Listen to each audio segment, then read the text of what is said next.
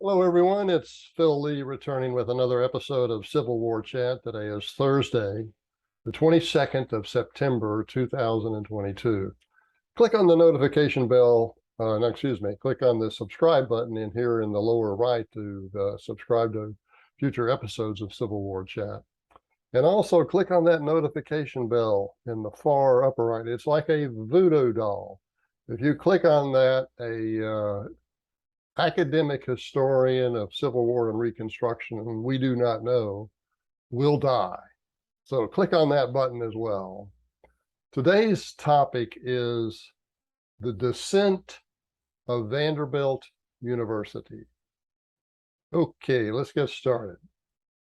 Nearly 50 years ago, Jacob Bronowski published The Ascent of Man and the multi-episode companion BBC documentary by the same name, presently available on YouTube.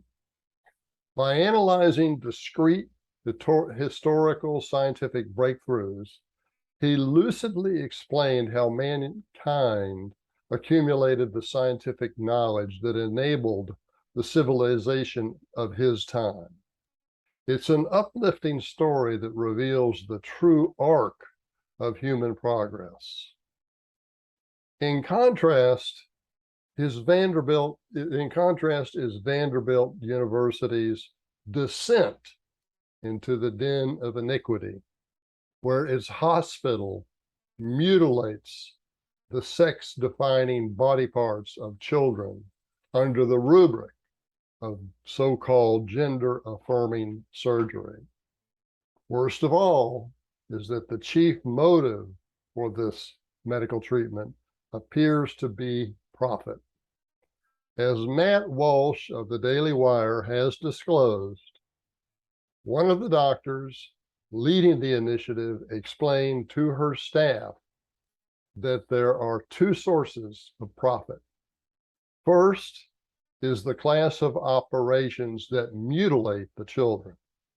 And second is the long-term care that such radical operations and hormone treatments require. Matt Walsh has all of this on video. It is the person of that initiative at the hospital who is speaking. That doctor, who is a woman, is the person that is making these remarks herself. This is not something that Matt Walsh has said happened. It's something that he shows actually did happen. Now, another leader of that initiative announced that anyone who had conscientious objections to such medical treatment for children would not be allowed to hold their jobs. Religious objections, for example, would not be permitted, even though such a policy may well be illegal. I'm not a lawyer, I can't say, but it sounds to me like there's a good chance that could be illegal. Vanderbilt's descent into the basement of the underworld began with baby boomer humanities professors. Wrongly convinced of their moral superiority compared to earlier generations, they disparaged tradition wherever possible.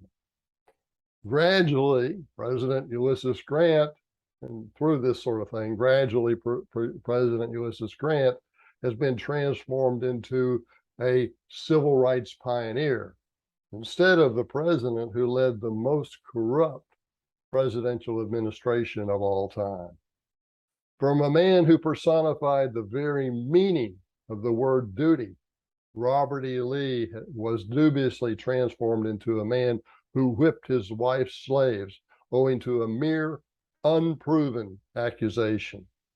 Not only was it unproven, it was investigated long ago. It's covered in Douglas Southall Freeman's four-volume biography of Lee, which I think was finally finished in the 1930s.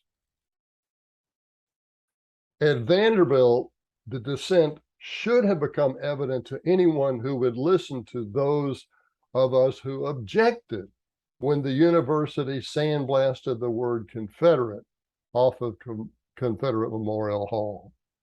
Presently, the building is simply named Memorial Hall. Those surprised and horrified by Vanderbilt's current child mutilation today, should have listened when monument preservationists tried to protect tradition by explaining Memorial Hall's history. In 1935, the United Daughters of the Confederacy constructed Confederate Memorial Hall as a residence for girls at Nashville's Peabody College. Originally, residents who were descendants of Confederate veterans and agreed to become teachers were granted free room and board. The school and dormitory were acquired by Vanderbilt in 1979. Ironically, it's unlikely that the school would have a prominent reputation today, but for the Confederate sympathies of Cornelius Vanderbilt's second wife, Frank Crawford Vanderbilt, and the contributions of countless Confederate descendants over the years. Yes, the second wife's name is, it's a masculine name. She was known as Frank Crawford. Okay, through the husband of one of her cousins, the Mobile, Alabama native persuaded the Commodore to donate $1 million to fund the university in 1873. Now, that was only 8 years after the end of the Civil War. And of course, $1 million meant a lot more in 1873 than it does today. Now, among the few who attended their wedding was a former Attorney General for the Confederacy and a former Confederate Lieutenant General in the Confederate Army. 6 years earlier, the Commodore was among several leading Northerners who posted bail for the prison release of former Confederate President Jefferson Davis.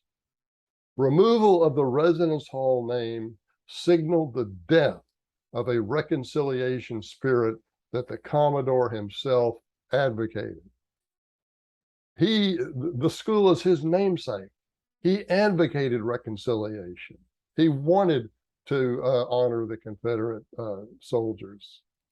He wrote that his donation was intended to, quote, contribute to strengthening the ties which should exist between all sections of our common country, close quote. Erasing symbols of Frank's love for her fellow Confederates, as well as the contributions of their descendants and the UDC to the school's progress, is a cultural genocide that promotes an intolerance of diversity. What we have at Vanderbilt is an intolerance of diversity when the tradition doesn't measure up to the woke agenda of today. It ignores that respect for the sacrifices of Civil War era Southerners and their descendants enabled the school to hold the prestige that it is currently destroying. Okay. I'm going to recommend one of my books, Lee's Lost Dispatch and Other Civil War Controversies. There's a total of 11 stories in here, and 2 of them that I think you'll find particularly interesting is not just how Lee's dispatch got lost during the Maryland campaign, but the other 2 that I would recommend is what was the Union's biggest error, biggest failing. And in my opinion, you can look to their failure to quickly adopt breech loading rifles and carbines. And second, what was the Confederacy's biggest error? And that was they failed to get all their cotton over to Europe before the blockade started. They held it in the Confederacy, hoping to the embargo would force Great Britain to come to their aid. But if they had instead sent a large part of it to warehouses in Europe, they would have a steady inventory that they could draw on and sell for gold. And that would have strengthened their currency. So, okay, that's our show for today. Now, remember, if you click on that notification bell in the far upper right, and an anti-Southern historian whom we don't know, an anonymous one, will die. It's like a voodoo doll. So go ahead and do that. And I look forward to seeing you next time.